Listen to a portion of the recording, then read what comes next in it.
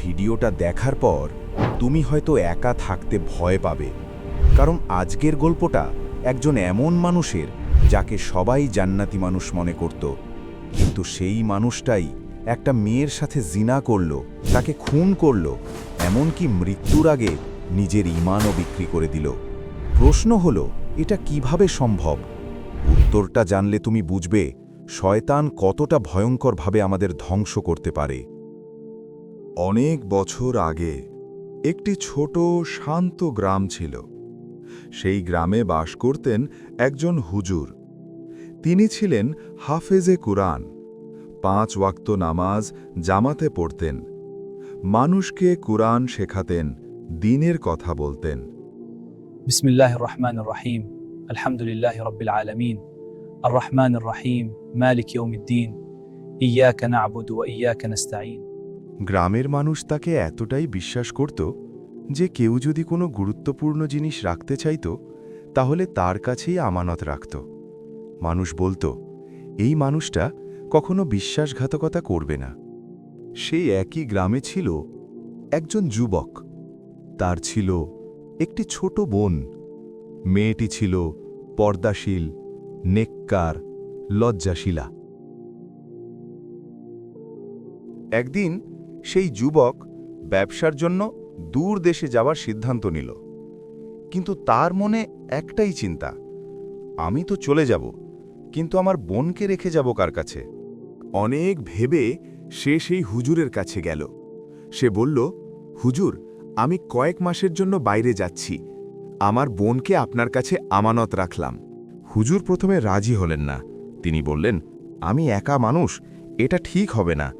কিন্তু অনেক অনুরোধের পর তিনি রাজি হয়ে গেলেন। মেয়েটিকে রাখা হলো একটি আলাদা ঘরে, দুজনের মাঝে কঠোর পর্দা। হুজুর প্রতিদিন খাবার রেখে দিতেন দরজার নিচ দিয়ে। মেয়েটি ভেতর থেকে নিয়ে নিত, না কোনো দেখা, না কোনো কথা। সব কিছু ঠিকই চলছিল, কিন্তু শয়তান তখনও বসেছিল না। সে অপেক্ষা করছিল একটা ছোট সুযোগের জন্য। একদিন খাবার দেওয়ার সময় হুজুর বললেন, খাবার ঠিকমতো পাচ্ছেন তো? মেয়েটি বলল, জি, পাচ্ছি। মাত্র 2টি বাক্য, কিন্তু শয়তান এই ছোট ঘটনাকেই বড় করে তুলল। পরের দিন আবার কথা, তারপর আবার। শয়তান ফিস ফিস করে বলল, এতে তো কোনো সমস্যা নেই, শুধু কথা বলছো। এরপর একদিন তারা দরজার ফাঁক দিয়ে একে অপরকে দেখল। এটাই ছিল প্রথম দেখা। তারপর সামনাসামনি কথা, ধীরে ধীরে সম্পর্ক। সেখান থেকেই শুরু হলো আসল বিপদ। কথা থেকে সম্পর্ক, সম্পর্ক থেকে আকর্ষণ, আর একদিন তারা সেই ভয়ঙ্কর গুনাহ করল, জিনা। এই গুনাহের পর তারা খুব ভয় পেয়ে গেল, কিন্তু ফিরে যাওয়ার পথ তখন আর ছিল না। কয়েক সপ্তাহ পরে মেয়েটি বুঝল সে অন্তঃসত্ত্বা। এই কথা শুনে হুজুর যেন পাগল হয়ে গেলেন।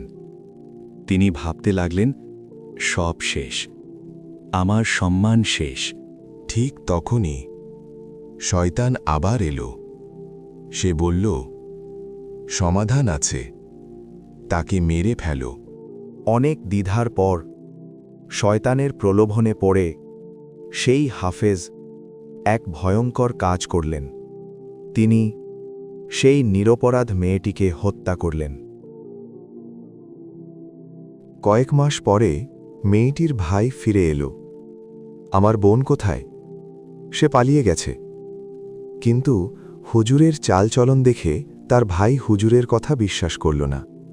তাই তার ভাই গ্রামের সকলকে জড়ো করলে এবং সব কথা খুলে বলল। তদন্ত শুরু হল, আর শেষ পর্যন্ত সত্য বের হয়ে এলো। হুজুর গ্রেফতার হলেন, মৃত্যুদণ্ড দেওয়া হল। ফাঁসির মঞ্চে শয়তান আবার এলো। সে বলল, বল, আল্লাহ নেই, আমি তোকে বাঁচাব। মৃত্যুর ভয়ে সে বলে ফেলল, আল্লাহ নেই।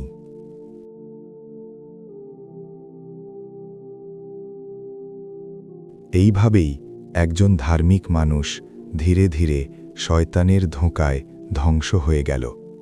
শয়তান কখনো একদিনে ধ্বংস করে না।